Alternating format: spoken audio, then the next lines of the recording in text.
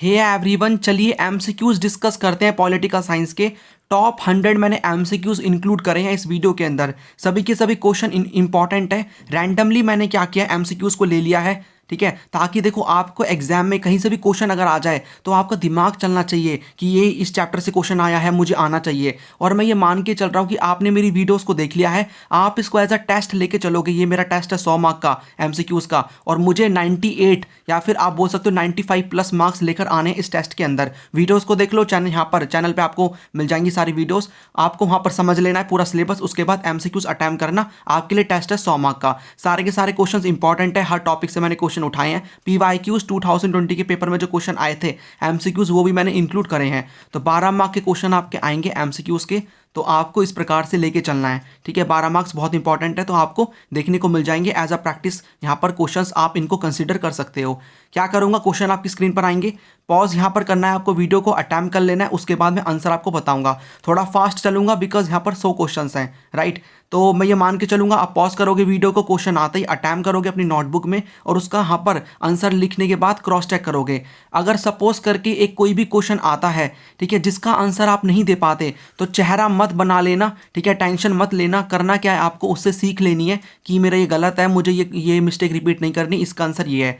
इस प्रकार से आपको चलना है, ठीक है। बाकी 100 में से आप अपना स्कोर मुझे कमेंट में बताओगे, जो भी बताएगा मैं आपको हार्ट दूंगा, ठीक है। तो आपको अपना 100 में से स्कोर जरूर बताना है कमेंट के अंदर, कितना भी हो कोई दिक्कत नहीं है, बताना। और उससे सीख लेके चलना है आपको कि जो भी मेरे क्वेश्चन गलत हुए हैं वो मेरे मैं उन गलती को रिपीट ना करूँ फाइनल एग्जाम में। चलिए स्टार्ट करते हैं। तो स्टार्ट करता हूँ क्वेश्चन नंबर 1 के साथ। यहाँ पर आपको बताना है, आई होप आपने अटेम्प्ट कर लिया होगा क्वेश्चन नंबर 1। यहाँ पर आपको बताना है कौन से कॉन्सिक्वेंसेज नहीं है डिसइंटीग्रेशन ऑफ यूएसएसआर के। तो इनमें से कौन सा है, many new state emerge, Russia emerge as a new super power, power relations in world politics change, और capitalist system emerge as the winner. तो यहाँ पर क्या है, रशिया एमर्ज नहीं हुआ था as a new super power, तो ये कॉन्सिक्वेंस नहीं है। सेकंड क्वेश्चन, जो यहाँ पर यूएसएसआर बनता है after the socialist revolution in Russia, तो यहाँ पर जो सोशलिस्ट रेवोल्यूशन है वो कब होता है, वो होता है 1917 के अंदर। क्वेश्चन नंबर 3, आपको यहाँ पर रॉन्ग स्टेटमेंट बतानी है। तो रॉन्ग स्टेटमेंट क्या है, Michelle Gorbachev became the general secretary of the communist party. Soviet union यहाँ पर ज़्यादा पैसा खर्च कर रही थी टेक्नोलॉजी और इंफ्रास्ट्रक्चर के ऊपर। Soviet political system centred around the communist party, और जो सोवियत सिस्टम था वो वीक हो जाता है after the invasion of Afghanistan in 1979।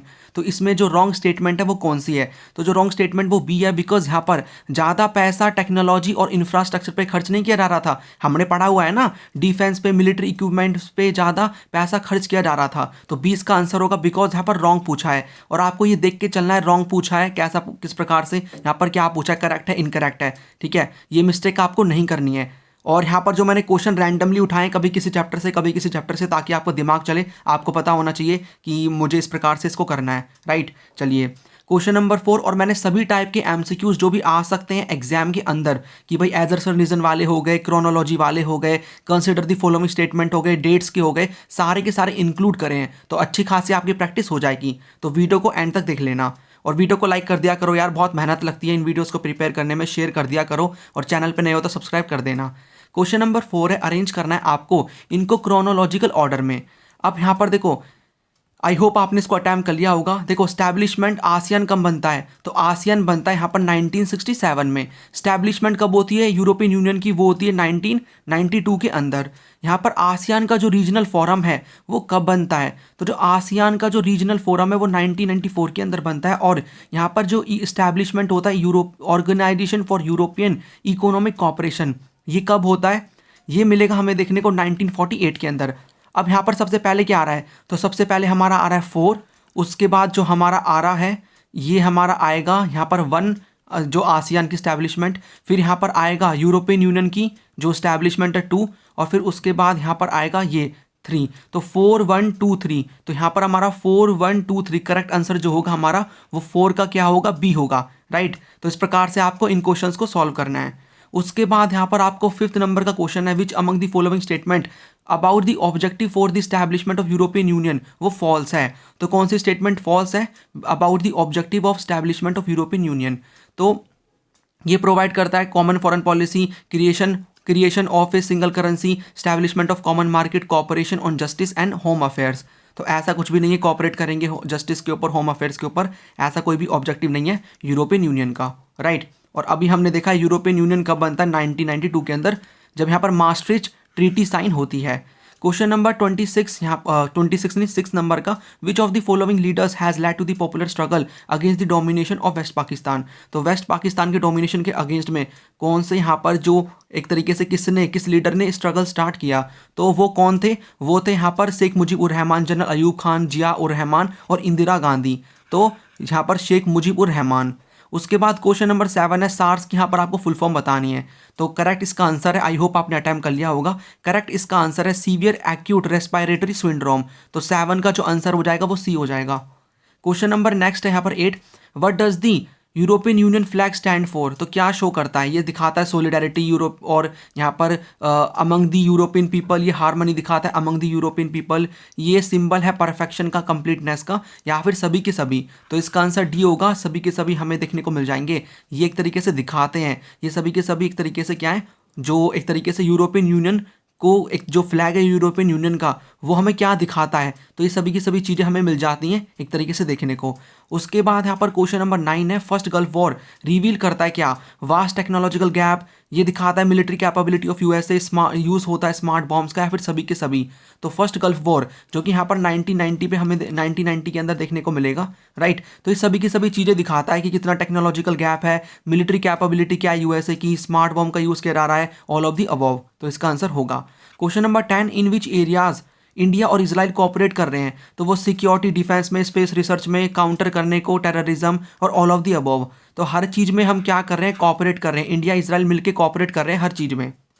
Question number 11 क्या है, which country among the following, member नहीं है सार्क की, SAARC stands for South Asian Association for Regional Cooperation. India, Myanmar, Bangladesh, Nepal. तो Myanmar is not the member of SAARC. Question number 12 है, what did ASEAN logo represent, क्या represent करता है ASEAN का logo, 20 rose petals, 0 lotus stems, 10 holdings hands, 10 stocks of paddy यानी कि राइस। Question number यहाँ पर 13, विच one of the following states is not a Baltic Republic. तो यहाँ पर हमें बाल्टिक सी देखने को मिलती है, उसके आसपास 3 कंट्री हमें देखने को मिलेंगी। तो यहाँ पर इनमें से कौन सी वो बाल्टिक कंट्री नहीं है। तो एस्टोनिया, यूक्रेन, लटविया, लिथुआनिया। तो यूक्रेन नहीं है, तो एस्टोनिया, लटविया, लिथुआनिया हमें मिलेंगे देखने को। तो इस साइड है बाल्टिक सी, इसके ईस्ट साइड में ये 3 कंट्रीज़ हैं। क्वेश्चन नंबर 14 है, आपको यहाँ पर बताना है कौन सी स्टेटमेंट सही है of relation between India and Bangladesh. जो गवर्नमेंट है इंडिया और बांग्लादेश की, उनके डिफरेंस है over the sharing of Ganga and Brahmaputra river waters. 2018 में दोनों कंट्री ने एनक्लेव्स को शेयर किया है। इंडिया बांग्लादेश कोऑपरेट करते हैं मैनी इश्यूज में, like disaster management and environmental issues. यहाँ पर बोथ ए एंड सी, तो यहाँ पर आपको सही बताना है। तो सही इसका आंसर होगा डी, ए एंड सी। ए भी सही है यहाँ पर और सी भी सही है। देखो यहाँ पर बी गलत है, बिकॉज 2018 के अंदर नहीं, 2015 के अंदर दोनों कंट्री एनक्लेव्स को शेयर करती हैं।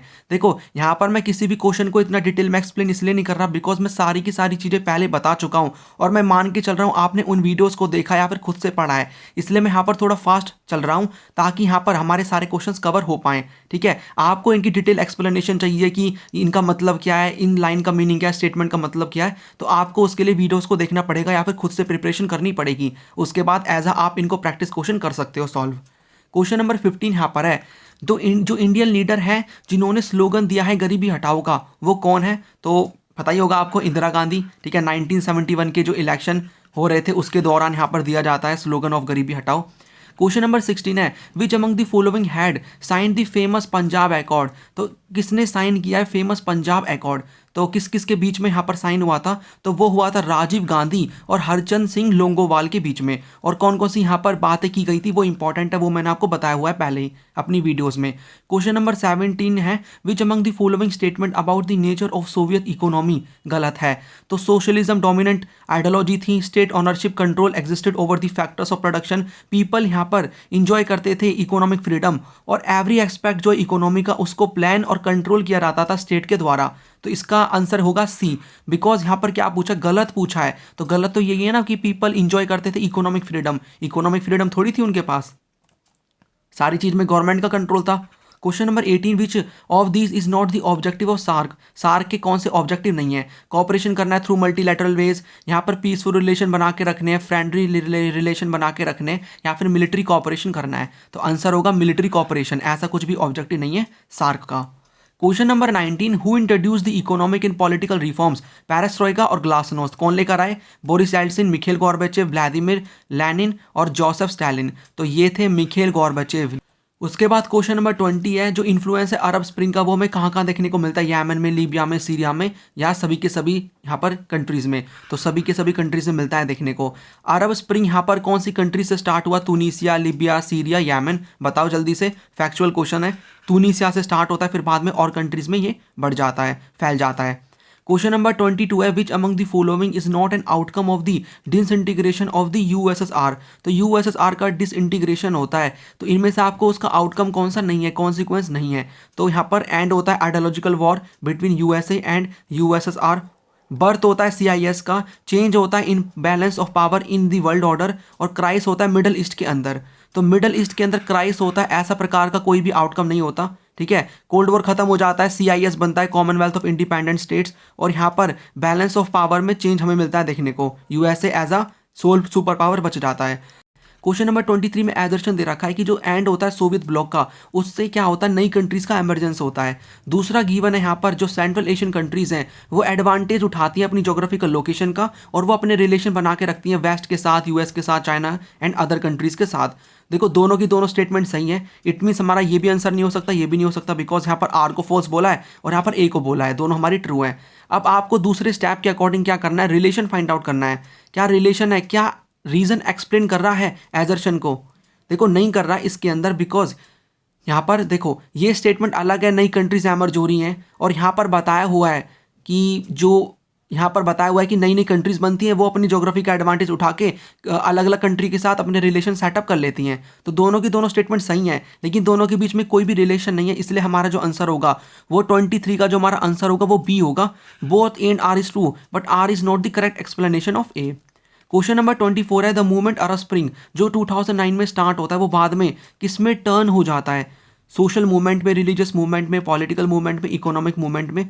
तो वो कन्वर्ट हो जाता है, टर्न हो जाता है पॉलिटिकल मूवमेंट में। जो डिमांड उठ रही थी कि भाई डेमोक्रेसी सेटअप करो, मोनार्की को हटाओ यहाँ से, राइट, ये सब हमने पढ़ा हुआ है। क्वेश्चन नंबर 29, अरेंज करना है आपको following in the chronological order of the establishment. तो क्रोनोलॉजी में लगाना है। तो देखो आपको सबकी डेट्स पता होनी चाहिए, डेट्स नहीं पता तो आप क्रोनोलॉजी में लगा नहीं पाओगे। तो यहाँ पर WTO बनता है 1995 के अंदर, जो जो इंटरनेशनल एटॉमिक एनर्जी एजेंसी बनती है IAEA, ये बनती है 1957 के अंदर, लीग ऑफ नेशन 1920, और जो वर्ल्ड बैंक है वो बनता है 1944 के अंदर। अब इसमें पहला कौन सा आएगा? हमारा थर्ड आएगा। उसके बाद यहाँ पर कौन सा आएगा? 4 आ रहा है, फिर आएगा हमारा सेकेंड, और फिर आएगा फर्स्ट। तो सेकेंड 4 मतलब third 4 second first, third 4 second first, third 4 second first, यानी कि डी हमारा आंसर होगा। 25 का आंसर हो जाएगा D. Question number 26, who was the leader of the Naga national council? कौन थे? अनगामी जाफू फिजो, उसके बाद VP सिंह, चौगियाल, लालदेंगा। सो अनगामी जाफू फिजो नागा नेशनल काउंसिल के क्या थे? लीडर थे। और जो लालदेंगा थे वो तो फाउंडर और लीडर थे किसके? Mizo national front. किसके? मिजो जो नेशनल फ्रंट बनता है, इसके बारे में मैंने आपको बताया हुआ है। क्वेश्चन नंबर 27, एजर्शन गिवन है कि जो फर्स्ट 5 ईयर प्लान आते हैं, जो कि एक तरीके से ड्राफ्ट और जो एक्चुअल प्लान डॉक्यूमेंट आता है इन दिसंबर 1951, जनरेट करता है lot of excitement in the country. और जो सेकंड 5 ईयर प्लान आता है, रीजन में दे रखा है कि सेकंड 5 ईयर प्लान जो आता है वो स्ट्रेस करता है हैवी इंडस्ट्रीज़ के ऊपर। और KN राज एक young economist involve in the drafting the plan. अब आपको स्टेप 1 के अकॉर्डिंग पता लगाना है स्टेटमेंट सही है या फिर नहीं है। पहली स्टेटमेंट सही है गलत है ये पता लगाना है। जो फर्स्ट 5 ईयर प्लान आता है वही तरीके से 1951 के अंदर आता है, वो लॉट ऑफ एक्साइटमेंट लेकर आता है, सही है। सेकंड 5 ईयर प्लान आता है जो कि फोकस करता है हैवी इंडस्ट्रीज पे, सही है, इतना सही है। KN राज एक यंग इकोनॉमिस्ट इन्वॉल्व करते हैं इस प्लान को ड्राफ्ट करने में। KN राज तो फर्स्ट 5 ईयर प्लान में इन्वॉल्व थे ना, पहले वाले में। सेकंड में कौन थे? सेकंड में तो कुछ टीम थी इकोनॉमिस्ट की, जिनको कौन लीड कर रहे थे? यहाँ पर PC महालैनोबिस कर रहे थे, प्रशांत चंद्र महालैनोबिस कर रहे थे। तो ये हमारी फॉल्स हो गई, यानी कि A is true R is false, A is true R is false। हमारा जो 27 का आंसर होगा वो यहाँ पर होगा C। क्वेश्चन नंबर 28 है, आनंदपुर साहिब रिजोल्यूशन कब पास होता है? डायरेक्ट डेट वाला क्वेश्चन आपको पता होना चाहिए, तो जो भी इंपॉर्टेंट डेट्स हैं आपकी इस वीडियो के थ्रू कवर हो जाएंगी। 1973 के अंदर। क्वेश्चन नंबर 29, यहाँ पर कौन वरी कर रहा था कि एक तरीके से चाइनीज एग्रेशन हो सकता है फ्यूचर के अंदर, किसको ऐसा लग रहा था? तो वो थे यहाँ पर सरदार वल्लभ भाई पटेल, राइट। लेकिन जवाहरलाल नेहरू उसके लिए मिलिटरली प्रिपेयर नहीं होते, बाद में इनको क्रिटिसाइज भी किया जाता है जब हम इस वॉर के अंदर एक तरीके से हम जो हार जाते हैं और हमारा काफ़ी इसमें इकोनॉमिक लॉस भी होता है। क्वेश्चन नंबर 30 यहाँ पर है, who among the following was the author of the book title economy of permanence. अब देखो ये बॉक्स से उठाया मैंने क्वेश्चन, ठीक है, आपको पता होना चाहिए, आपको जो बॉक्सेस गिवन है पर्सनैलिटी के बारे में वो आपको पढ़ने हैं। तो जो बुक है यहाँ पर इकोनॉमी ऑफ परमेनियंस किसने लिखी है? मौलाना अबुल कलाम आज़ाद, सी राजागोपालाचारी, आचार्य नरेंद्र देव, जेसी कुमारप्पा। तो जेसी कुमारप्पा ने लिखी है। अब देखो आपको ना इन क्वेश्चन को ऐसे कंसिडर नहीं करना कि एमसीक्यूज हैं, बल्कि कल को आप यहाँ पर क्वेश्चन अटैम्प्ट कर रहे हो, कल को कोई भी क्वेश्चन आता है 2 मार्क का, 5 यहाँ पर 6 मार्क का, 4 मार्क का, उनमें भी आपको हेल्प मिलेगी इनको लिखने में। आपको डेट्स को मेंशन करना है, ठीक है, किसी की पर्सनैलिटी का नाम मेंशन करना है, तो वहाँ पर आपको जानने को मिलेगा। तो एक तरीके से आपका रिविजन हो रहा है इन एमसीक्यूज के थ्रू। क्वेश्चन नंबर 31 क्या है हमारा?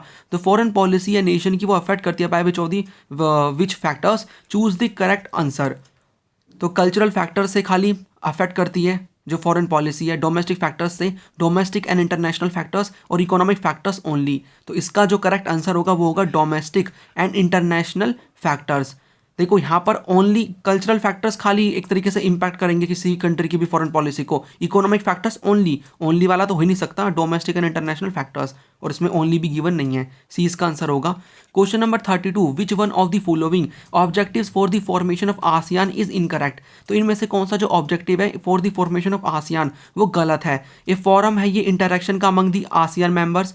इसमें क्या करना होता है? To create a defence policy to be followed by its member, to create a common market और टेरिटोरियल डिस्प्यूट्स को स्टॉप करना है, ठीक है। तो इसके अंदर जो इसका आंसर होगा, जो कि एक तरीके से ऑब्जेक्टिव नहीं है आसियान का, वो है यहाँ पर बी आंसर होगा, क्रिएट करना डिफेंसिव पॉलिसी जो कि इसके मेंबर फॉलो करें, ऐसा कुछ भी नहीं है।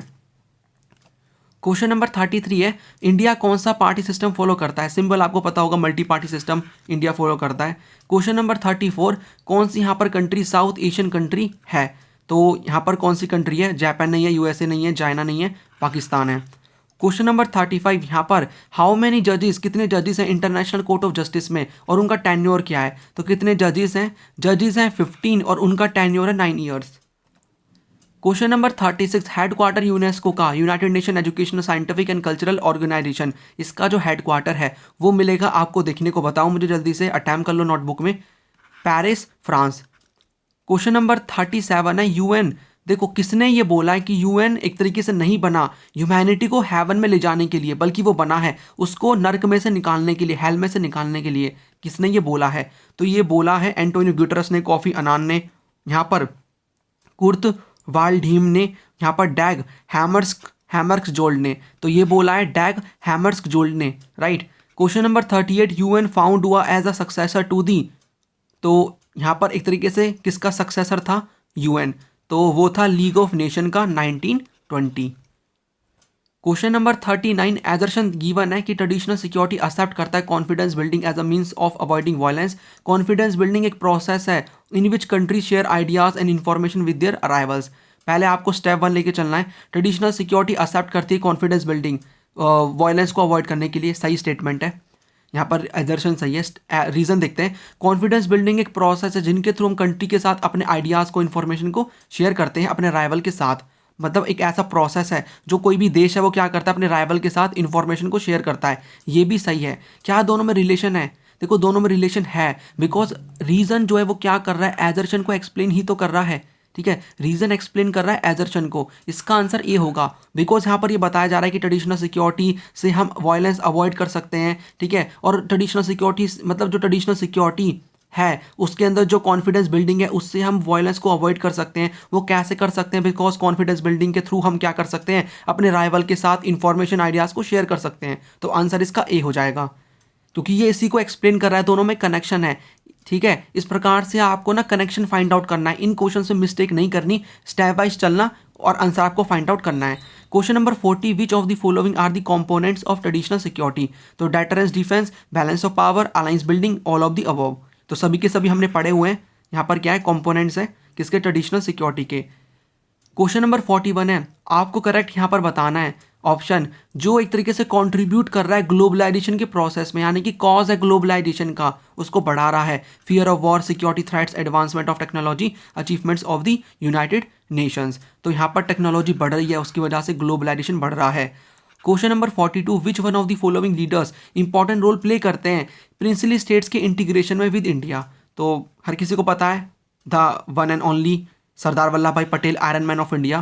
Question number 43, which one of the following statements related to the Indo China war 1962 is correct. तो यहाँ पर आपको बताना है कौन सा करेक्ट है।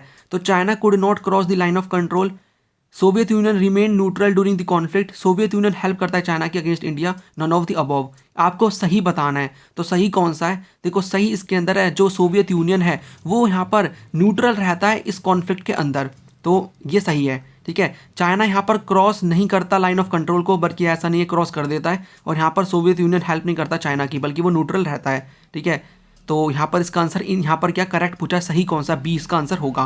क्वेश्चन नंबर 44 है, द जनता पार्टी स्प्लिट हो जाती है, the Janata Party split and the government which was led by dash lost its majority in less than 18 month. तो मेजॉरिटी लॉस कर देती जनता पार्टी लेस देन 18 मंथ में। तो कौन लीड कर रहा था उस टाइम पे जनता पार्टी को? So that was the Morarji Desai, जो कि पीएम बन जाते हैं 1970, जो यहाँ पर 7 के अंदर जो इलेक्शन होते हैं। ठीक है, और फर्स्ट पहली बार यहाँ पर जो कांग्रेस सरकार है वो हार जाती है। क्वेश्चन नंबर 45 है, कांग्रेस डिफीट होती है इन दी लोकसभा इलेक्शन ऑफ, अभी मैंने आपको बताया जो इलेक्शन होते हैं। अब देखो आपने अगर ईयर पढ़ रखा है तो आप नहीं कर पाओगे, आपको पता है यहाँ पर 1977 के अंदर कांग्रेस हार जाती है, लेकिन मार्च में इलेक्शन होते हैं, अप्रैल में नहीं होते, मंथ का यहाँ पर डिफरेंस है। Question number 46, which of the following was the main demand of the Assam movement led by AASU. ठीक है, तो 1979 के अंदर, तो आपको बताना है कौन सी इनमें से मेन डिमांड थी उनकी। तो सेंड करना है इलीगल माइग्रेंट्स को, सिसेशनिस्ट डिमांड थी ऑटोनॉमी की, बोथ ए एंड बी, यानी कि ये वाला भी और ये वाला भी। तो इसका जो करेक्ट आंसर होगा वो होगा ए, बिकॉज इनकी डिमांड थी कि जो इलीगल माइग्रेंट्स हैं उनको वापस भेजो। Right. Question number 47, choose the correct statement regarding positive impact of globalisation. तो पॉजिटिव इंपैक्ट ऑफ ग्लोबलाइजेशन के यहाँ पर एक तरीके से हमें बताना है क्या पॉजिटिव जो इंपैक्ट है ग्लोबलाइजेशन के, पॉजिटिव। तो choose the correct statement regarding positive impacts of globalisation. Increase हो रहा है in the volume of trade and यहाँ पर in goods and services, improve होता है प्रोडक्टिव एफिशिएंसी और हेल्दी कंपटीशन होता है, नई नई जॉब्स क्रिएट हो रही हैं, और यहाँ पर क्या है, लेस अवेलेबिलिटी है इन्वेस्टेबल फंड की इन दी फॉर्म ऑफ एफडीआई, यानी कि एफडीआई कम होता है। तो देखो आपको ना इन क्वेश्चंस में एलिमिनेशन करना है, 4 क्या हो सकता है, बल्कि एफडीआई बढ़ता है ग्लोबलाइजेशन से, तो यहाँ पर 4 को एलिमिनेट कर दो, 4 इसमें भी है, ये इसमें भी है। अब ये आपके पास 50-50 चांसेस हैं कि आप सही करो। अब देखो 1 और 2 दोनों में कॉमन है, यानी 1 और 2 तो हमारी स्टेटमेंट सही है, पॉजिटिव इंपैक्ट है। तीसरे के बारे में पता लगाओ, तीसरा क्या है, नई जॉब्स क्रिएट होती हैं इंडस्ट्री में। हाँ भाई, नई जॉब्स तो क्रिएट होती हैं ग्लोबलाइजेशन की वजह से, नई नई कंपनियां आती हैं, तो होता है ये तो इसका आंसर बी हो जाएगा। तो 47 का जो हमारा आंसर होगा दैट विल बी 47 का B. Question number 48, Jayaprakash Narayan demand करते हैं dismissal of the Congress government Bihar के अंदर, क्यों करते हैं? क्योंकि वो चाहते थे कि यहाँ पर क्या हो, एक ट्रू डेमोक्रेसी सेटअप हो, तो इसका आंसर हो जाएगा बी। राइट। क्वेश्चन नंबर 49 है, in which province Vishal Andhra movement witness. तो कौन से प्रोविंस में होता है? यहाँ पर आंध्र प्रदेश, हैदराबाद, मद्रास, मणिपुर। तो ये होता है मद्रास में, जो तेलुगु स्पीकिंग पीपल होते हैं वो बोलते हैं कि हमारे लिए सेपरेट स्टेट बनाओ आंध्र प्रदेश। यहाँ पर पोट्टी श्रीरामुलु के बारे में मैंने आपको बताया था, एक तरीके से वो फास्ट रखते हैं, इनकी डेथ हो जाती है, फिर यहाँ पर वायलेंस होती है, फिर यहाँ पर बनाया जाता है नया स्टेट, यहाँ पर आंध्र प्रदेश। ठीक है, तेलुगु स्पीकिंग पीपल के लिए। Question number 50, the planning commission became ineffective and irrelevant in the 21st century in terms of. तो यहाँ पर इररेलेवेंट हो गया प्लानिंग कमीशन, तो यहाँ पर इन टर्म्स ऑफ किसकी टर्म्स में? Its ability to handle the new policies, coping with present challenges of development, being a think tank to the union government, its inability to function in an effective manner. तो इसका correct answer होगा B. Cope करना है, जो यहाँ पर कॉपिंग कर रहा है, मतलब जो प्रेजेंट चैलेंजेस है ना डेवलपमेंट के, उनके साथ कॉपिंग नहीं कर पा रहा है, तो इसलिए हम बोलते हैं कि जो यहाँ पर एक तरीके से प्लानिंग कमीशन इनइफेक्टिव हो गया, इररेलेवेंट हो गया in the 21st century in terms of coping with present challenges of development. Question number 51 है, जो कंसेप्ट है इंट्रीगल ह्यूमनिज्म का, वो किसने दिया है? तो इंट्रीगल ह्यूमनिज्म का जो कॉन्सेप्ट है वो किसने दिया है, आपको ये बताना है। राम मनोहर लोहिया, दीनदयाल उपाध्याय, जयप्रकाश नारायण और none of the above. Deendayal Upadhyay ने ये दिया है। क्वेश्चन नंबर 51, कौन कंसिडर करता है कि जो कैपिटलिज्म और सोशलिज्म है वो इररेलेवेंट है हमारी इंडियन सोसाइटी के लिए? चलिए इसके लिए मैं आपको एक हिंट देता हूँ, ये बात करते हैं डेमोक्रेटिक सोशलिज्म की भी। तो ये कौन है? ये हैं यहाँ पर राम मनोहर लोहिया, ठीक है। और इनके बारे में एक और बात जान लो, ये यहाँ पर बोलते हैं, ये एक तरीके से किसके बारे में बताते हैं, चौबुर्जा राजनीति के बारे में भी यही बताते हैं, राम मनोहर लोहिया। तो ये आपको टर्म मिलेगी तो आपको किस पे टिक लगाना है? राम मनोहर लोहिया पे। क्वेश्चन नंबर 53, अरेंज करना है फॉलोइंग इन करेक्ट सीक्वेंस। तो करेक्ट सीक्वेंस में आपको लगाना है। अब देखो यहाँ पर आपको इनकी डेट्स पता होनी चाहिए। तो यहाँ पर जो केमिकल वेपन कन्वेंशन होता है वो होता है यहाँ पर 1992 के अंदर। Non nuclear non proliferation treaty यहाँ पर कब साइन की जाती है? 1968 के अंदर। बायोलॉजिकल वेपन कन्वेंशन यहाँ पर कब एक तरीके से फोर्स में आता है या फिर साइन किया जाता है? तो ये होता है 1972 के अंदर। और लिमिटेड टेस्ट बैंड ट्रीटी यहाँ पर 1963 के अंदर साइन होती हुई हमें मिलेगी देखने को। तो पहले कौन सा आएगा? पहले आएगा 4, उसके बाद सेकंड है, फिर यहाँ पर आएगा 3 वाला और उसके बाद आएगा 1। 4231, तो 4231 4231 ये सी के अंदर ही गिवन है 4231। तो 53 का आंसर हो जाएगा सी। उसके बाद क्वेश्चन नंबर 54, अब इन क्वेश्चन को ऐसे कंसिडर मत करना, अब इनकी डेट्स याद कर लेना। ये डेट्स हैं, ठीक है। हर क्वेश्चन से कुछ ना कुछ सीखते रहो। देखो जिसका दिमाग खुला है ना वो ये भी सोचेगा कि एनपीटी की फुल फॉर्म क्या है? Nuclear proliferation treaty. आपके माइंड में ये क्वेश्चन भी आएगा कि एनपीटी क्या है, फिर आप उसके बारे में सर्च करोगे, राइट। जिसको पता है वो तो अच्छी बात है। तो इस प्रकार से माइंड को खोल के चलो, हर डायरेक्शन से आपको एक क्वेश्चन को समझना है। क्वेश्चन एक तरीके से मतलब जो आंसर है वो क्वेश्चन की फॉर्म में भी बन सकता है, तो आपको पूरा माइंड खोल के पढ़ना है। जो कॉन्फ्रेंस है led to the establishment of a global action plan to promote sustainable development in 1992 Brazil के अंदर। तो जो कॉन्फ्रेंस हुई थी जो एक तरीके से लेड टू दी जिससे एस्टैब्लिशमेंट हुआ global action plan to promote sustainable development 1992 के अंदर ब्राज़ील में होती है, तो ये कौन सी है? तो ये थी हमारी यहाँ पर जो United nation conference on environment and development, जिसको आप रियो समिट और अर्थ समिट भी बोलते हो, ठीक है। 1992 के अंदर रियो डी जेनेरियो के अंदर ब्राज़ील में ये होती है, ठीक है। और ये world summit on sustainable development ये नहीं है, general assembly special session on the environment भी नहीं है, यूएन सस्टेनेबल डेवलपमेंट समिट भी नहीं है। देखो जिसको अच्छे से एमसीक्यूज आते हैं ना, आपको 12 मिनट भी नहीं लगने वाली 12 क्वेश्चन को सॉल्व करने में, जिन्होंने पढ़ा हुआ है। और जिन्होंने नहीं पढ़ा उनको तो बहुत सोचना ही पड़ेगा, फिर आप एक तरीके से ऐसे ही लगा के आओगे भगवान के भरोसे, ठीक है। तो अच्छे से पढ़ लो, अभी भी टाइम है, मेरी वीडियोज़ को देख लो, चीज़ें समझ में आ जाएंगी। क्वेश्चन नंबर 55 है, आपको यहाँ पर करेक्ट स्टेटमेंट बताना है। तो जो एनपीटी है वो एक आर्म्स कंट्रोल ट्रीटी है जो कि रेगुलेट करती है acquisition of nuclear weapons. Anti ballistic missile treaty 1972 ये ट्राई करती है, स्टॉप करती है यूएसए को और सोवियत यूनियन को कि वो यहाँ पर बैलिस्टिक मिसाइल्स को एक तरीके से क्या करें, मतलब बैलिस्टिक मिसाइल को यूज़ करने से उनको रोकती है। और नॉन ट्रेडिशनल नोशन है सिक्योरिटी का, वो बियॉन्ड मिलिट्री थ्रेट्स है, यानी कि मिलिट्री थ्रेट से अलग है, उससे एक तरीके से हम बोल सकते हैं मिलिट्री थ्रेट्स नहीं है, ठीक है, उसके बियॉन्ड है। To include a wide range of threats affecting the condition of human existence. 1972 में केमिकल वेपन कन्वेंशन आता है जो कि बैन करता है production and possession of chemical weapons. चलिए स्टेटमेंट करेक्ट देखते हैं। एलिमिनेशन लगाओगे, देखो अभी मैंने आपको बताया 19 यहाँ पर 19 जो 92 है उसमें केमिकल वेपन कन्वेंशन एक तरीके से साइन होता है, ठीक है। 1972 में तो बायोलॉजिकल वाला होता है और ये बैन करता है production and possession of chemical weapon. तो डेट का फर्क हो गया, करेक्ट पूछा यहाँ पर, तो 4 इनकरेक्ट है, 4 को एलिमिनेट कर दो। अब देखो 4 तो एक में गिवन है, आपको ये बताना पड़ेगा। तीसरा तो सही है, सब में कॉमन है, ठीक है। अब यहाँ पर आपको बताना है, देखो अब हम बारी बारी देखते हैं। एनपीटी आर्म्स कंट्रोल ट्रीटी है जो कि रेगुलेट करती है एक्विजिशन ऑफ न्यूक्लियर वेपन्स, सही स्टेटमेंट है। एंटी बैलिस्टिक मिसाइल ट्रीटी 1972 की रोकती है कि वो बैलिस्टिक मिसाइल्स को यूज़ करे, सही है।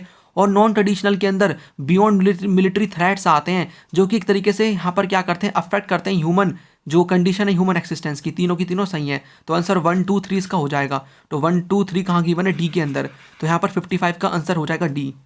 क्वेश्चन नंबर 56 है, एजर्शन गिवन है यहाँ पर कि जो सस्टेनेबल डेवलपमेंट है वो एजेंशियल है economic growth of the country के लिए। और जो रीज़न गिवन है, सस्टेनेबल डेवलपमेंट इंश्योर करता है कि यहाँ पर जो एनवायरनमेंट फ्रेंडली मेजर्स हैं उनको हमें अडॉप्ट करना है प्रोडक्शन प्रोसेस को कैरी आउट करने के लिए।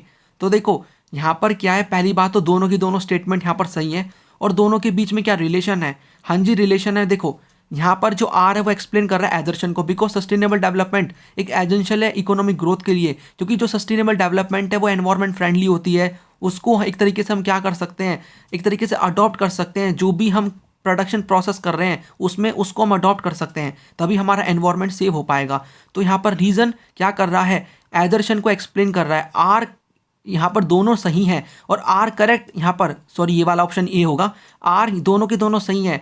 आर यहाँ पर करेक्ट एक्सप्लेनेशन है ए की, आर एक्सप्लेन कर रहा है ए को, ठीक है। तो इसका जो आंसर होगा that will be A.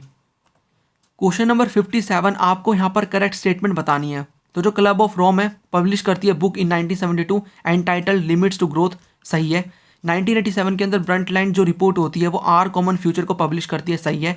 Rio summit produce करता है convention dealing with climate change, biodiversity, forestry and recommended A list of development called agenda 21, ये भी सही है। कॉमन बट डिफरेंशिएटेड रिस्पॉन्सिबिलिटी को डिक्लेयर किया जाता है at the earth summit in 1992। I hope आपने अटेम्प्ट कर लिया क्वेश्चन को, ये भी यहाँ पर जो है ये भी सही है। तो इसका आंसर डी होगा, ऑल ऑफ द अबव। सारी की सारी स्टेटमेंट हमें सही मिलेंगी देखने को, ठीक है। आई होप आपने इन सभी को पढ़ा हुआ है पहले से और आपके आंसर्स भी सही जा रहे हैं। क्वेश्चन नंबर 58 है, एजर्शन बोलता है कि जो रियल चैलेंज मिलता है ना इंदिरा गांधी को, वो यहाँ पर अपोजिशन से नहीं मिलता बल्कि उनकी खुद की पार्टी के अंदर से मिलता है। यहाँ पर ये बोला जा रहा है रीज़न कि जो यहाँ पर इनको डील करना पड़ता है सिंडिकेट के साथ, जो कि ग्रुप था पावरफुल और influential leader from within the Congress. दोनों में रिलेशन नहीं लग रहा, दोनों स्टेटमेंट सही है, ठीक है, और दोनों में रिलेशन भी है। आंसर ए होगा कि रियल चैलेंज जो था इंदिरा गांधी को वो अपोजिशन से नहीं आता बल्कि उनकी खुद की पार्टी से आता है। उन्हें सिंडिकेट के साथ डील करना पड़ता है जो कि ग्रुप था पावरफुल और इन्फ्लुएंशियल लीडर्स का within the Congress. Question number 59 assertion given है, emergency one of the most controversial episode है इंडियन पॉलिटिक्स के अंदर, ये बोला गया है। और इंडिया के अंदर जो पहली बार एमरजेंसी लगती है वो लगती है 25 जून 1975। पहली स्टेटमेंट सही है, दूसरी इनकरेक्ट है। क्या बोला है देखो, फर्स्ट टाइम, ऐसा कुछ भी नहीं है बल्कि तीसरी टाइम की ये एमरजेंसी थी। फर्स्ट यहाँ पर जो नेशनल एमरजेंसी लगती है वो 1962 से लेकर 1968 में लगती है, जहाँ पर हम पाकिस्तान और यहाँ पर इंडिया चाइना के साथ लड़ाई हमारी होती है। उसके बाद 1971 के अंदर इंडो पाक वॉर के दौरान लगती है। फिर यहाँ पर 1975 से 77 के अंदर लगती है। तो ये थर्ड टाइम की थी। तो यहाँ पर A is true, R is false इसका आंसर होगा। तो 59 का जो आंसर होगा that will be C. Question number 60, which जज of the Allahabad high court declare Indira Gandhi election as invalid. तो कौन से जज थे वो, तो ओम प्रकाश त्रिवेदी, जगमोहन लाल सिन्हा, नारायण दत्त ओझा और यहाँ पर कुंज बिहारी श्रीवास्तव। तो दैट वाज दी यहाँ पर जगमोहन लाल सिन्हा। नेक्स्ट क्वेश्चन है क्वेश्चन नंबर यहाँ पर 61, विच of the following statement incorrect है अबाउट जयप्रकाश नारायण। ये टोटल रेवोल्यूशन लेकर आते हैं, ये वर्क करते हैं करप्शन के अगेंस्ट में, ये एडवोकेट करते हैं transformation of individual society and state. और इनकी जो फिलॉसफी है वो किस पे बेस्ड थी, वो थी डेमोक्रेटिक सोशलिज्म और चौ बुर्जा राजनीति। चमक रहा है आपको अलग से, डेमोक्रेटिक सोशलिज्म और चौ बुर्जा राजनीति के बारे में मैंने आपको अभी बताया है। ये किससे रिलेटेड है, ये रिलेटेड है यहाँ पर राम मनोहर लोहिया से। तो यहाँ पर जो एक तरीके से इनकरेक्ट पूछा है ना, देखो पहले और दूसरे करेक्ट हैं, तो जो इसका आंसर होगा इनकरेक्ट पूछा है तो इसका आंसर होगा डी, ओनली 3 इनकरेक्ट है बिकॉज ये किससे रिलेटेड है, विद यहाँ पर जो राम मनोहर लोहिया है। उसके बाद question number 62, who became the symbol of restoration of democracy after the emergency in India. तो यहाँ पर कौन बनते हैं symbol of restoration of democracy after the emergency in India. तो मोरारजी देसाई, अटल बिहारी वाजपेयी, जयप्रकाश नारायण, राम मनोहर लोहिया। तो ये कौन थे, ये थे Jayaprakash Narayan. Question number 63, assertion given है कि जो आइडिया था पार्टीशन का वो बहुत पेनफुल था एज वेल एज बहुत डिफिकल्ट था उसको इंप्लीमेंट करना। रीज़न क्या गिवन है, वन ऑफ द डिफिकल्टी जो एमर्ज होती है वो ये थी कि सभी के सभी जो मुस्लिम मेजॉरिटी एरियाज़ हैं वो नहीं चाहते थे पाकिस्तान में ज्वाइन हो। अब देखो दोनों के दोनों यहाँ पर सही है, यानी कि हमारा ये भी आंसर नहीं हो सकता, ये भी नहीं हो सकता। अब देखो आइडिया जो था पार्टीशन का बहुत पेनफुल था और डिफिकल्ट था इंप्लीमेंट करना, क्योंकि ये एक यहाँ पर कई सारे डिफिकल्टीज थी। उनमें से सबसे बड़ी हम बोल सकते हैं वन ऑफ द डिफिकल्टी ये भी थी कि सभी के सभी मुस्लिम एरियाज़ नहीं चाहते थे इंडिया में वो ज्वाइन हो। जैसे कि यहाँ पर जो नॉर्थ वेस्ट फ्रंटियर प्रोविंस है, जिनके यहाँ पर हमें देखने को मिलेंगे लीडर खान अब्दुल गफ्फर खान, वो इंडिया में यहाँ पर ज्वाइन करने के लिए बोलते हैं और वो मना कर देते हैं कि मैं पाकिस्तान में नहीं जाऊँगा, बट उनकी वॉइस को इग्नोर कर दिया जाता है और अल्टीमेटली एट लास्ट यहाँ पर नॉर्थ वेस्ट फ्रंटियर प्रोविंस है NWFP, ठीक है, नॉर्थ वेस्टर्न फ्रंटियर प्रोविंस, इसको पाकिस्तान में मिला दिया जाता है। तो इसका आंसर होगा यहाँ पर ए, दोनों सही है और R is the correct explanation of A.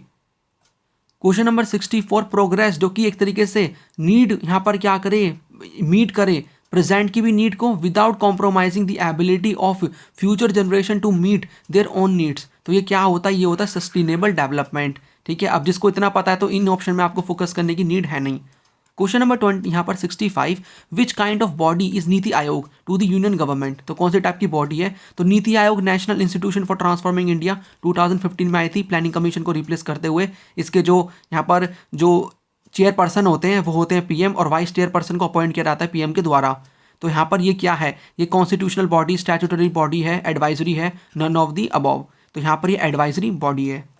Question number यहाँ पर 66, विच ऑफ द स्टेटमेंट यहाँ पर सही है about the cause of globalisation. तो टेक्नोलॉजी इंपॉर्टेंट कॉज है ग्लोबलाइजेशन का। Globalisation is caused by a particular community of the people. ये ओरिजिनेट हुआ यूएस के अंदर। Economic interdependence alone causes globalisation. तो देखो इसका जो आंसर होगा that will be A only, यहाँ पर यानी कि वन ओनली। क्यों? क्योंकि टेक्नोलॉजी इंपॉर्टेंट फैक्टर है। अब देखो ग्लोबलाइजेशन खाली एक पर्टिकुलर कम्युनिटी करती है, उसकी वजह से हुआ है। ग्लोबलाइजेशन यूएस के अंदर ओरिजिनेट हुआ था। और इकोनॉमिक इंटरडिपेंडेंस अलोन वाला तो हो ही नहीं सकता, कई सारे फैक्टर्स हैं, ग्लोबलाइजेशन करता है। तो टेक्नोलॉजी वाला इसका आंसर होगा ए होगा। क्वेश्चन नंबर 67, एजर्शन गिवन है कि ग्लोबलाइजेशन इंटीग्रेशन होता है economic of a country in the process of free flow of trade and capital, और इंडिया ने एम्बार्क किया programme of economic reforms in 1991। तो दोनों के दोनों यहाँ पर जो स्टेटमेंट है वो हमारी सही है, एजर्शन भी एज वेल एज रीजन भी। अब यहाँ पर हमें यहाँ पर एक तरीके से इनके बीच में लिंक ढूंढना है, कनेक्शन ढूंढना है। क्या आर एक्सप्लेन कर रही है ए को? नहीं कर रही, क्योंकि ये अलग स्टेटमेंट है और ये अलग है। तो दोनों के दोनों सही हैं, बट आर करेक्ट एक्सप्लेनेशन नहीं है ए की, राइट। क्योंकि देखो यहाँ पर बताया हुआ है ग्लोबलाइजेशन क्या होता है, और यहाँ पर बताया इंडिया ने इकोनॉमिक रिफॉर्म्स लेकर आए 1991 के अंदर। तो अलग अलग स्टेटमेंट्स हैं, लेकिन दोनों करेक्ट हैं।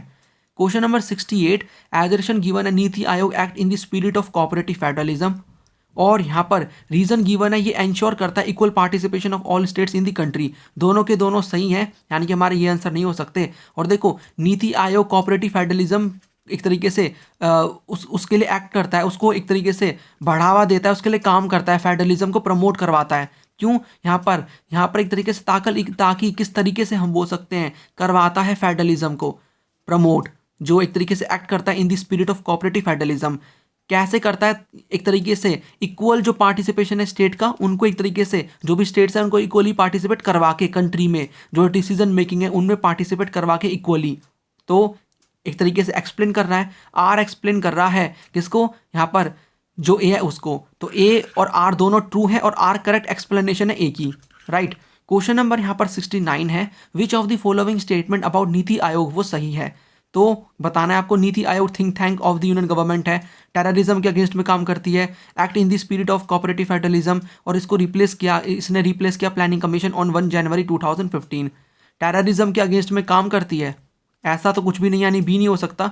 बी का मतलब यहाँ पर 2 मानो उसको, 2 नहीं हो सकता, ठीक है। यहाँ पर और कहीं 2 गिवन है, और गिवन नहीं है 2 कहीं पर भी, ठीक है। अब देखो बाकी अगर हम देखें, थिंक टैंक भी है, यानी कि यहाँ पर ये भी होगा, ठीक है। और यहाँ पर नीति आयोग एक्ट करता है स्पिरिट ऑफ कोऑपरेटिव फेडरलिज्म, ये हमने अभी देखा है, और रिप्लेस करके आया है प्लानिंग कमीशन को ऑन जनवरी 2015। तो यहाँ पर जो आंसर होगा वो होगा हमारा 134।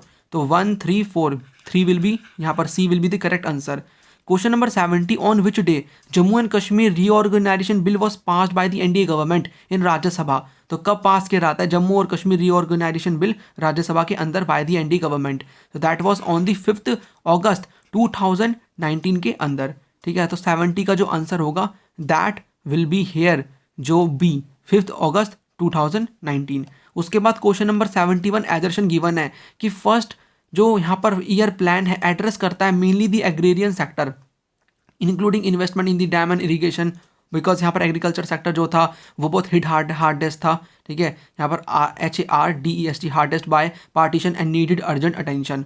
तो दोनों के दोनों यहाँ पर सही है, और दोनों के बीच में यहाँ पर रिलेशन भी है, क्योंकि फर्स्ट 5 ईयर प्लान ने फोकस किया किसके ऊपर? एग्रेरियन सेक्टर के ऊपर, ठीक है, इन्वेस्टमेंट के डैम में, इरीगेशन के अंदर, क्योंकि एग्रीकल्चरल सेक्टर को बहुत नेगेटिवली इम्पैक्ट किया गया था पार्टीशन के द्वारा, इसलिए एक तरीके से हमें जो अर्जेंट अटेंशन की जरूरत थी। क्वेश्चन नंबर 72 में एजर्शन गिवन है इंडिया रिफ्यूज कर देता है to sign NPT and CTBT both. Reason given है इंडिया इनको ना एक तरीके से बोलता है डिस्क्रिमिनेटरी है, और act against the monopoly of 5 nuclear weapon powers. तो दोनों की दोनों स्टेटमेंट यहाँ पर जो है हमें मिलेंगी देखने को सही। ठीक है, इंडिया यहाँ पर साइन करने से मना कर देता है दोनों को, और यहाँ पर क्यों मना कर देता है वो भी गिवन है, यानी कि दोनों की दोनों सही हैं। और एक तरीके से आर एक्सप्लेन कर रहा है किसको, ए को, कि इंडिया ने क्यों मना कर दिया एनपीटी और CTPT, nuclear non proliferation treaty को और कॉम्प्रिहेंसिव टेस्टमेंट ट्रीटी को साइन करने से, बिकॉज ये डिस्क्रिमिनेशन क्रिएट करती हैं। ठीक है, question number 73, which of the following statement about Sardar Vallabh भाई पटेल वो इनकरेक्ट है। तो सरदार वल्लभ भाई Patel emerge as a major leader of the freedom movement, वो फेवर में नहीं थे of any compromise with the territorial integrity of India, वो यहाँ पर पार्ट नहीं थे बारडोली सत्याग्रह के, और he is known as the iron man of India. इसका आंसर सी होगा, बिकॉज वो पार्ट थे 1928 के बारडोली सत्याग्रह के अंदर। राइट, तो ये इनकरेक्ट यहाँ पर पूछा है, तो इनकरेक्ट में सी हमारा होगा। क्वेश्चन नंबर 74 है। अब देखो आपको इसमें क्या ये नहीं पता चल रहा, आपको इनके बारे में 3 लाइन पता चल रही हैं, तो इनको यूज़ करो, इनको अपने एक तरीके से इनको लर्न करो, रिवाइज करो, ताकि क्वेश्चन आए सरदार वल्लभ भाई पटेल के ऊपर कि उनका क्या रोल था इन दी इंटीग्रेशन ऑफ प्रिंसली स्टेट्स, या फिर 2 मार्क का कोई भी क्वेश्चन बन जाए, तो आप एटलीस्ट आपके 2 मार्क के क्वेश्चन भी यहाँ पर तैयार हो रहे हैं। तो माइंड को खोल के चलना है, चारों दिशाओं में आपको एक तरीके से होता नहीं कि आपको एकदम चारों तरफ से क्या सभी क्वेश्चन बन रहा है, तो आपको उसके लिए तैयार रहना है। क्वेश्चन नंबर 74, कौन चेयरमैन है, कौन चेयरमैन होते हैं नेशनल डेवलपमेंट काउंसिल के।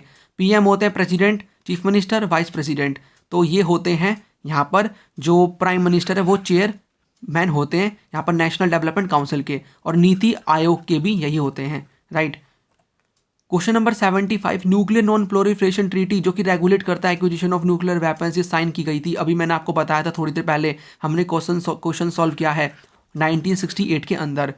यहाँ पर क्वेश्चन नंबर 76 है, which schedule of the Indian constitution grant करता है complete autonomy to tribes for preserving their practices.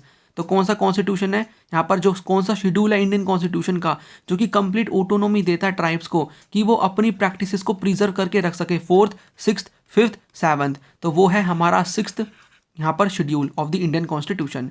Question number 77 है, a list of development practices called agenda 21, वो एसोसिएट है किससे एसोसिएट है, अर्थ समिट से, Vienna convention, Kyoto protocol, Indo Russian strategic partnership.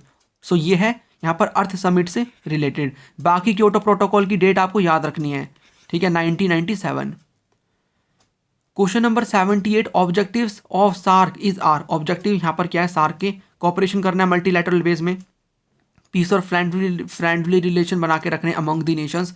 दोनों के दोनों सही हैं, तो दोनों के दोनों यहाँ पर सही हैं कि हमें कॉपरेशन करना है मल्टीलैटरल बेस में और पीस और फ्रेंडली रिलेशन बना के रखने हैं। Question number 75, earth summit of 1992 वो कहाँ पर होती है, पेरिस में, बर्लिन में, रियो डी जेनेरियो में, क्योटो के अंदर। सो वो होती है यहाँ पर रियो डी जेनेरियो जो कि ब्राज़ील के अंदर है। 1992 रियो समिट, अर्थ समिट इसको बोलते हैं।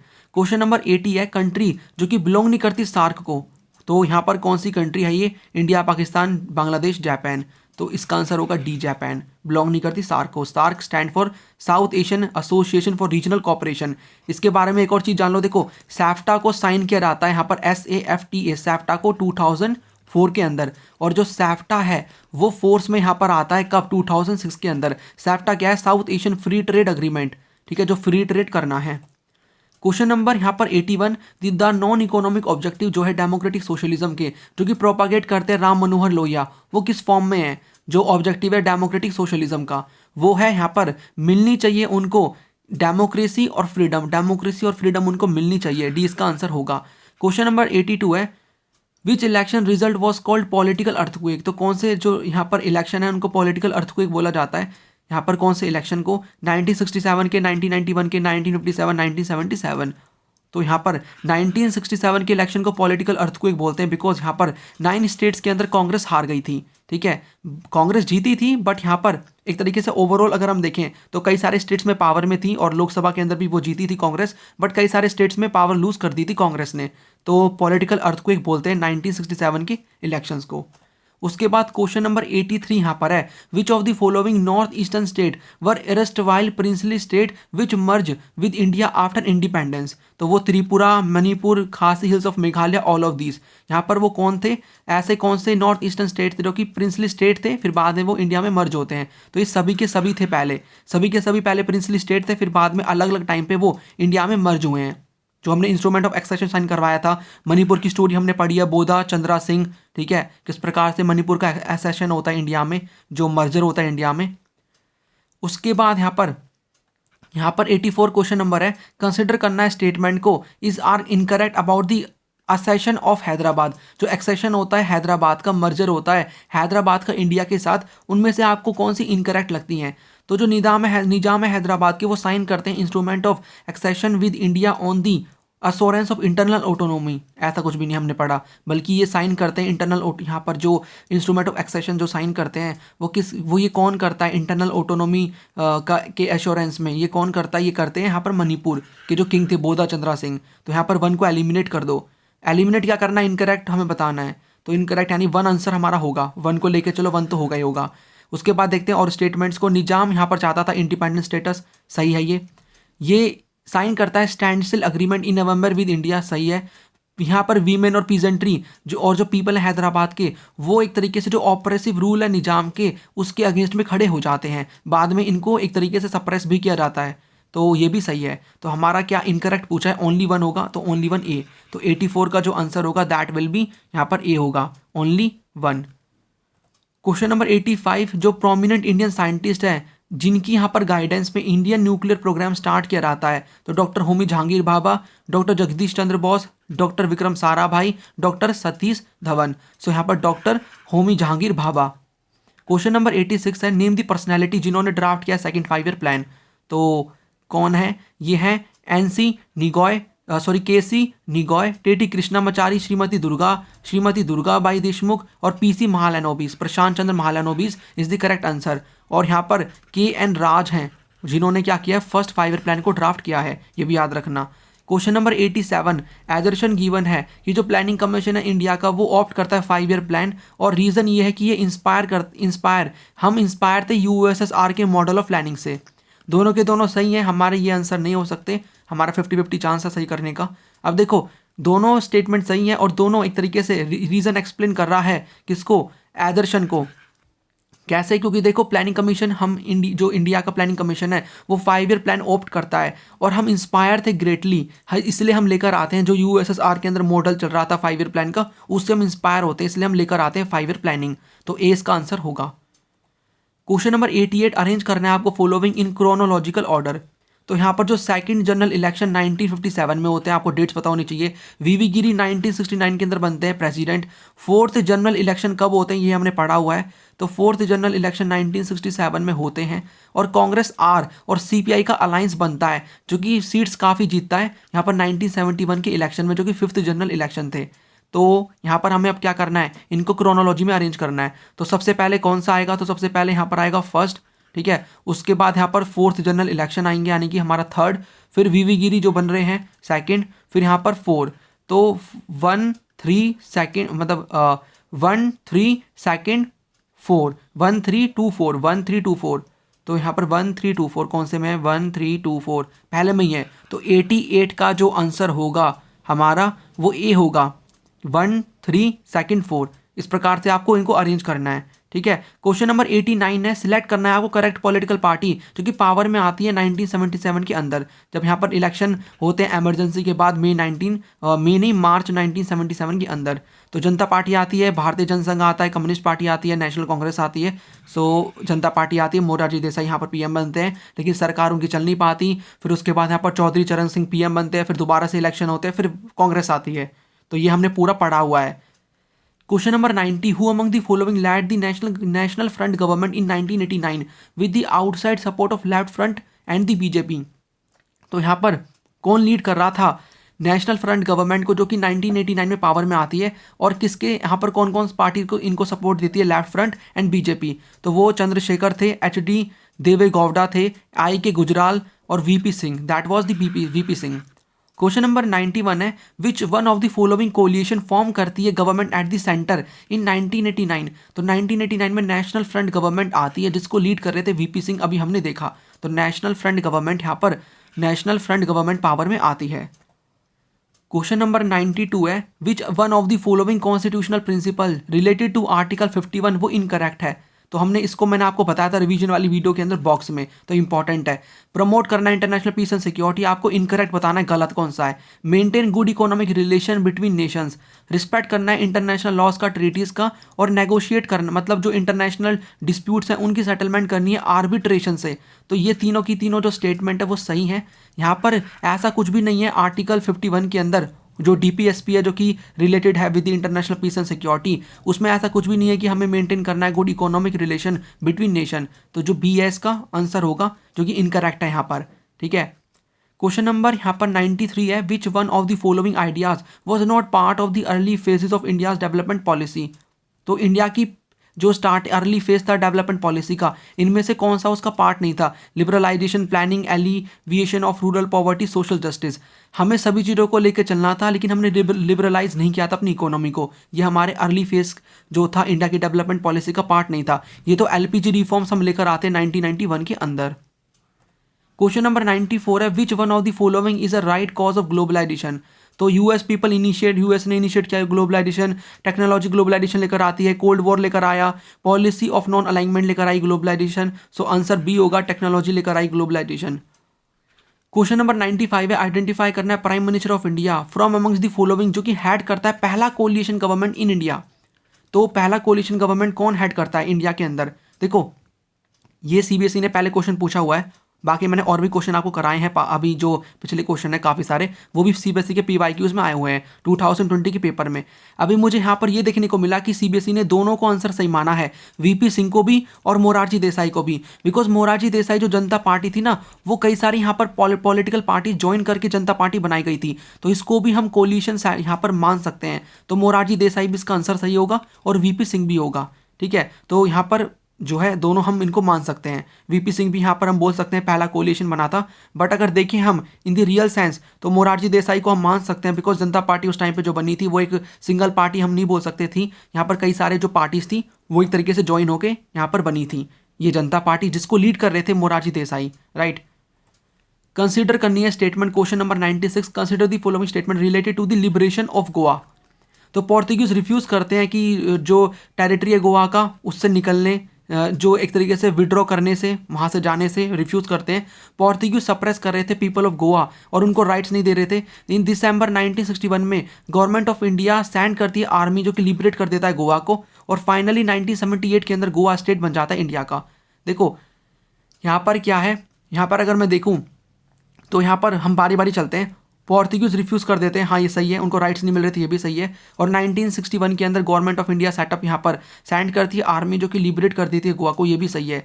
फाइनली 1978 के अंदर देखो 1961 में लिबरेट हो जाता है पोर्तुगीज से यहाँ पर ये जो गोवा है, लेकिन 1987 के अंदर ये स्टेट बनता है, ना कि 1978 के अंदर। तो इसका यहाँ पर जो डी है वो यहाँ पर देखो, यहाँ पर करेक्ट पूछा है ना, तो डी नहीं होगा, डी को एलिमिनेट कर दो, डी को एलिमिनेट कर दो, और यहाँ पर हमारे बाकी के तीनों सही हैं। तो ए बी सी हमारा जो आंसर होगा, यानी कि जो 96 का जो आंसर होगा दैट विल भी यहाँ पर सी। क्वेश्चन नंबर 97 है, जो द्रविडियन मूवमेंट है उससे किसकी फॉर्मेशन होती है। द्रविडर खजागम की, मिजो नेशनल फ्रंट की, असम गण परिषद की, और यहाँ पर ऑल आसम स्टूडेंट्स यूनियन की। तो द्रविडियन मूवमेंट से किसकी यहाँ पर होती है फॉर्मेशन, यहाँ पर द्रविडर खजागम की।